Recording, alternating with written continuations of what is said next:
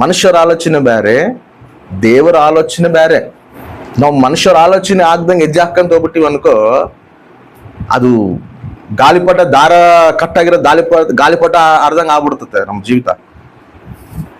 ಹಂಗ ಹೋಗ್ಬಾರ್ದು. ನಮ್ಮೊಂದು ಗುರಿ, ನಮ್ಮೊಂದು ಗಮ್ಯ, ನಾವು ಹಾಕೋ ಹೆಜ್ಜೆ ಎಲ್ಲವೂ ದೇವರ ಆಲೋಚನೆಯಿಂದ ನಡಿಬೇಕು. ಆ ಆಲೋಚನೆಗಳು ಕೆಲವೊಂದು ಟೈಮ್ನಲ್ಲಿ ಅರ್ಥ ಆಗೋದಿಲ್ಲ ಜನಗಳಿಗೆ. ಆಲೋಚನೆಗಳು ಕೆಲವೊಂದು ಟೈಮ್ನಲ್ಲಿ ಏನಪ್ಪಾ ಇದು ಇಷ್ಟು ಬೇಸ್ ಒಳ್ಳೆ ಮಾರ್ಗ ಇದ್ರು ಕೂಡ ಇದನ್ನ ಬೇಡ ಅನ್ಕಂದ್ರೆ ಬೇಡ ಅಂತ ಎದಕ್ಕಂದ್ರೆ ಅದು ದೇವ್ರ ಆಲೋಚನೆಗಳು ಇರ್ತಾವ. ಅದಷ್ಟೇ. ಅದು ನೀತಿವಂತನು ಯಾರಿಗೆ ಅರ್ಥ ಆಗೋದಿಲ್ಲ ಅಂತ ಇತ್ತು ವಾಕ್ಯ. ಅವನು ಯಾರಿಗೆ ಅರ್ಥ ಆಗೋದಿಲ್ಲ ಅಂತ, ಎದಕ್ಕೆ ಅರ್ಥ ಆಗೋದಿಲ್ಲ ಅಂದ್ರೆ ಅದಷ್ಟೇ. ಲೋಕ ಆಲೋಚನೆಗಳಿಗೆ, ಆತ್ಮ ಸಂಬಂಧವಾದ ಆಲೋಚನೆಗಳಿಗೆ ಅಜಗಜಾಂತರ ವ್ಯತ್ಯಾಸ ಇರ್ತದೆ. ಕಂಡಿದ್ದೆಲ್ಲ ನಿಜ ಆಗೋದಿಲ್ಲ. ಅದ್ರ ಹಿಂದೆ ಉನ್ನತವಾದ ದೇವ್ರ ಉದ್ದೇಶಗಳು ಇರ್ತಾವ. ಅದನ್ನು ತಿಳ್ಕೋಬೇಕು. ತಿಳ್ಕೊಂಡು ನಾವು ಹೆಜ್ಜೆ ಹಾಕ್ದಾಗೆ ಅದ್ರಾಗ ನಮ್ಗೆ ತಿರ್ಕೆ ಇಲ್ಲ ಅಂದ್ರೆ ಏನ್ ಮಾಡ್ತೀವಿ ಗೊತ್ತಾ, ನಾವು ನೀತಿಯಾಗಿ ಅಲ್ಲಿ ಹೋಗಿದೀವಿ ಅನ್ಕೋ, ಅವು ಎದ್ದಾಳ್ತಾವ, ಚಲನೇಗ್ತಾವ. ಅವಾಗ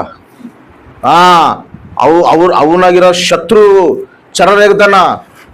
ಜಾಸ್ತಿ ಅಂದುಗಳ ತಲೆ ಹೋಗಿ ನಾವು ಮುತ್ತುಗಳು ಚೆಲ್ಲಬಾರ್ದು. ಅವು ಜಿಗಿತಾವಂತ ಕೂಡ ಐತೆ. ಎದಕ್ಕ ಇವ್ರು ಕೂಡ ಅನ್ಯೂರೇ ಅಲ್ಲ, ಇವ್ರು ಕೂಡ ಅಜ್ಞಾನದಾಗ ಅದರಲ್ಲ, ಇವ್ರು ಕೂಡ ಮಾರ್ಬೇಕು. ಹೌದು, ಮಾರ್ಬೇಕನ್ನೋ ಭಾರ ಐತೆ. ಅದು ಯಾವಾಗ ಹೋಗಿ ಯಾವಾಗ ಟೈಮ್ನಾಗ ಯಾವ ಸಂದರ್ಭದಾಗ ಹೇಳ್ಬೇಕು, ಆ ಸಂದರ್ಭದಾಗ ಹೇಳಬೇಕು. ನಾವು ಅಲ್ಲೇ ಟೆಂಟ್ ಹಾಕೊಂಡು ಕುತ್ಕೋಬಾರ್ದು. ಕುಂತ್ಕೊಂಡಿವ್ ಅನ್ಕೋ ಜಿಗಿತಾವ, ಅವು ತಿರುಗಿ ಜಿಗಿತಾವ. ದೇವ್ರನ್ನೇ ಬಿಟ್ಟಿಲ್ಲ. ಕಲ್ಲು ತಗೊಂಡು ಒಸ್ದು ಓಡ್ಸಾರ ಇಲ್ಲ, ಎಷ್ಟು ಓಡ್ಸಾರ ಇಲ್ಲ. ಅಲ್ಲ ಪ್ರಭಾ ಮತ್ತೆ ಅವ್ರಂದ್ರೆ ಅಷ್ಟೇ ಇರಬಾರ್ದು. ಪೌಲು ಕೂಡ ಏಷ್ಯಾ ಸೀಮೆಗೆ ಹೋಗಿ ಆ ಪ್ರಾಂತಕ್ಕೆ ಹೋಗಿ ಸ್ವಾರ್ಥ ಹೇಳ್ಬೇಕಂತೇಳಿ ಆಸೆ ಪಡ್ತಿರ್ತಾನ. ಆ ಪ್ರಾಂತಕ್ಕೆ ಹೋಗ್ತಿರುವಾಗ ಪರಿಶುದ್ಧಾತ್ಮ ಏನಂತ ಹೇಳ್ತಾನೆ ಗೊತ್ತು, ಹೋಗ್ಬೇಡ ಅಂತ. ಎದಕ್ಕಯ್ಯ ಪಾಪ ಅಲ್ಲಿ ಆತ್ಮಗಳು ಅದಾವಲ್ಲ, ಅಲ್ಲಿ ಹೋಗಿ ಸ್ವಾರ್ಥ ಹೇಳಿ ಸಂಕಲ್ಪ ಬೇಡ ಅಂತೇಳಿ ಸರಿ ಅಂತೇಳಿ ತಿರುಗ್ತಾನ. ಇನ್ನೊಂದು ಪ್ರಾಂತಕ್ಕೆ ಹೋಗ್ಬೇಕು ಅನ್ಕಂತಾನ, ಅಲ್ಲಿ ಮತ್ತೆ ಬೇಡ ಅಂತಾನ. ನೋಡ್ರಿ, ಅದು ಓದಿಸ್ತೀನಿ ನಿಮಗೆ. ಅಪೊಸ್ತಲ ಕೃತ್ಯಗಳು 16ನೇ ಅಧ್ಯಾಯ 6ನೇ ವಚನ.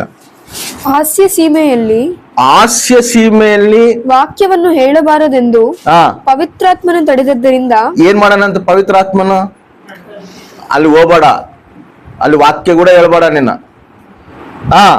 ಅವರು ಫ್ರುಗ್ಯ ಗಲಾತ್ಯ ಸೀಮೆಯನ್ನು ಹಾದು ಹೋಗಿ ಅಲ್ಲಿ ಗಲಾತ್ಯಗೆ ಹೋಗಿ ಆ ಗಲಾತ್ಯಲ್ಲಿದ್ದ ಮತ್ತೆ ಅಲ್ಲಿದ್ದ ಮುಸಿಯಕ್ಕೆ ಎದುರಾಗಿ ಬಂದಾಗ ಬೆತಾನ್ಯಕ್ಕೆ ಹೋಗುವ ಪ್ರಯತ್ನ ಮಾಡಿದರು. ಅಲ್ಲಿಗೆ ಹೋಗೋ ಪ್ರಯತ್ನ ಮಾಡ್ರ. ಫಸ್ಟ್ ಹಾಸ್ಯ ಸೀಮೆಗೆ ಹೋಗ್ಬೇಕು ಅನ್ಕೊಂಡನ ಪೌಲು. ಹಾಸ್ಯ ಸೀಮೆಗೆ ಹೋಗ್ಬೇಕು ಅನ್ಕೊಂಡು ಅಲ್ಲಿ ಹೋಗಿ ಸ್ವಾರ್ಥ ಹೇಳ್ಬೇಕು ಅನ್ಕೊಂಡನ. ಪರಿಶುದ್ಧಾತ್ಮ ಏನ್ ಮಾಡೋಣ, ದೇವರು ಪ್ರಾಣ ಕೊಟ್ಟಿರೋದು ಎಲ್ಲರ ಸಲುವಾಗ ಅಲ್ಲ, ಎಲ್ಲರ ಸಲುವಾಗಿ ಪ್ರಾಣ ಕೊಟ್ಟಿನಿ. ಹೌದಾ? ಬಟ್ ಇಲ್ಲಿ ಏನಂತ ಹೇಳ್ತಾನ, ಅಲ್ಲಿ ಹೋಗ್ಬೇಡ ಅನ್ನತಾನ. ಹಾಸ್ಯ ಸೀಮೆಗೆ ಹೋಗ್ಬೇಡ. ಎದಕ್ಕ ನೋಡ್ರಿಗೆ ಏನ್ ಅನ್ಸುತ್ತೆ ಹೇಳ, ಇದೇನು ದೊಡ್ಡ ಭಕ್ತಪ್ಪ.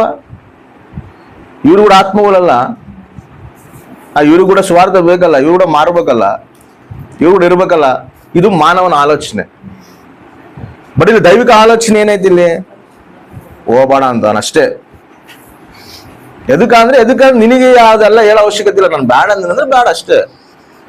ಮತ್ತೆ ಏನಂತ ಹೇಳ್ತಾನೆ, ಅಲ್ಲಿಗೆ ಹೋಗ್ಬೇಡ ಅಂತ ಹೇಳ್ತಾನೆ. ಸರಿ, ಆಮೇಲೆ ಏನ್ ಮಾಡ್ದಾನ, ಬಿತೂನ್ಯಕ್ಕೆ ಹೋಗುವ ಪ್ರಯತ್ನ ಮಾಡಿದರು. ಅಲ್ಲಿಯೂ ಯೇಸುವಿನ ಆತ್ಮನು ಅವನನ್ನು ಹೋಗಗೊಡಿಸಲಿಲ್ಲ. ಅಲ್ಲಿ ಕೂಡ ಏನ್ ಮಾಡೋಣ, ಹೋಗಗೊಡಿಸಿಲ್ಲ, ಬೇಡ. ಲಾಸ್ಟಿಗೆ ಬಿತೂನ್ಯಕ್ಕೆ ಹೋಗೋಣ, ಅಲ್ಲೇನ ಹೋಗಿ ಸ್ವಾರ್ಥ ಹೇಳೋಣ ಅಂದ್ರೆ ಅಲ್ಲಿ ಕೂಡ ಬೇಡ ಅಂತ ಹೇಳ್ತಾನ ದೇವ್ರು. ಮತ್ತೆ ಅಲ್ಲಿ ಗಲಾತಿಗೆ ಹೋಗ್ಯಾರ, ಪುಂತ್ಯಾಗ ಹೋಗ್ಯಾರ, ಆ ಸೀಮೆಗಳೆಲ್ಲ ಹೋಗಿ ಅಲ್ಲೆಲ್ಲ ಸ್ವಾರ್ಥಗಳು ಹೇಳಿ ದಾಟ್ಕೊಂಡ್ ಬಂದಾರ. ಗಲಾತಿಗೆ ಹೋಗಿ ಅಲ್ಲಿ ಸ್ವಾರ್ಥ ಹೇಳಿದ್ಕಲ್ಲ, ಗಲಾತಿನಲ್ಲಿ ಸಂಘ ಕಟ್ಟಿರೋದು, ಗಲಾತಿ ಪತ್ರಿಕೆ ನಾವು ಓದ್ತಿರೋದು. ಗಲಾತಿಗೆ ಹೋಗ್ಯಾರ, ಗಲಾತಿನಲ್ಲಿ ಸ್ವಾರ್ಥ ಹೇಳೋಣ, ಅಲ್ಲಿ ಸಂಘ ಕಟ್ಟೋಣ, ಅಲ್ಲಿಂದ ಮತ್ತೆ ಮುಂದೆ ಬಂದಾನ ದಾರಿನಾಗ. ಮುಂದೆ ಬಂದು ಮತ್ತೆ ಬೆಚಾನಕ್ಕೆ ಓದ್ತಿದ್ರೆ ಅಲ್ಲಿ ಹೋಗ್ಬೇಡ ಅಂತ ಮತ್ತೆ. ಅಲ್ಲ ಪ್ರಭಾ, ಇಲ್ಲೆಲ್ಲ ಸ್ವಾರ್ಥ ಸರಿ, ಇಲ್ಲೆಲ್ಲ ಪಾಪ ಸಂಘಗಳು ಕಟ್ಟಿಗೆ ಬಂದು ಇಲ್ಲಿ ಬೇಡ ಅಷ್ಟೇ. ಅವಕ್ಕೊಂದಿನ ಐತೆ, ಇವಾಗ ಬೇಡ ಅಂತ ಹೇಳ್ತೇನೆ, ಬೇಡ. ಎದಕ್ಕಂದ್ರೆ ಎಲ್ಲಿ ಏನಿರ್ತತೋ, ಎಲ್ಲಿ ದೇವ್ರ ಉದ್ದೇಶಗಳು ಇರ್ತಾವೋ, ಎಲ್ಲಿ ದೇವ್ರ ಚಿಂತನೆ ಇರ್ತತೋ, ಅದು ಆತ್ಮ ನಡಿಪಿಂಪು ಇದ್ದವರಿಗೆ ಅದು ಅರ್ಥ ಆಗುತ್ತೆ. ನಾವು ಮನುಷ್ಯರ ಆಲೋಚನೆ ಹೋಗ್ಬಿಟ್ಟು ಅನ್ಕೋ, ಅದು ಎದುರಾತವು, ಸಂಘ ಮತ್ತೆ ಅಪಾಯದಲ್ಲಿ ಬೀಳುವಂತ ಪರಿಸ್ಥಿತಿ ಬರ್ತದೆ. ಇಷ್ಟು ದಿನ ನಾವು ಕಟ್ಕೊಂಡ್ ಬಂದಿರೋದು, ನಾವು ಆತ್ಮ ಸಂಬಂಧವಾಗಿ ಕಟ್ತಿರೋದು, ಅದು ದೇವರ ಆಲೋಚನೆ ಪ್ರಕಾರ ಕಟ್ಟಬೇಕು. ಆಲಸ್ಯ ಆದ್ರೂ ಕೂಡ ಆಶ್ಚರ್ಯ ಕಾರ್ಯ ದೇವರು ಮಾಡ್ತಾನೆ, ಉನ್ನತವಾದ ಕಾರ್ಯ ಮಾಡ್ತಾನೆ.